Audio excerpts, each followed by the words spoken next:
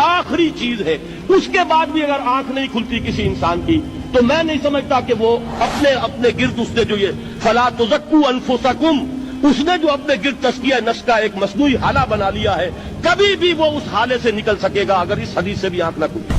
اور وہ حدیث کیا ہے؟ اللہ نے حکم دیا حضرت جبرائیل کو فلاں بستیوں کو الٹ دو اس کے رہنے والوں سمیت، کہ حضرت جبرائیل عرض کرتے ہیں کہ اللہ فلاں بستی کو الٹ دوں، اس میں تو تیرا فلاں بندہ بھی ہے جس نے پلک جھپکنے جتنی دیر بھی معصیت میں بسر نہیں کی. لیکن حکم کیا ہوا بارگاہ خداوندی سے؟ قال فقال، حضور نے فرمایا اللہ تعالیٰ نے حکم دیا جبرائیل کو اقلب علیہ وعلیہ، الٹو اس بستی کو، پہلے اس بدبخت پر پھر دوسروں پر. کیوں؟ اس لیے کہ اس کا چہرہ کبھی میری غیرت میں سرخ نہیں ہوا، اس چہرے کا رنگ نہیں بدلا.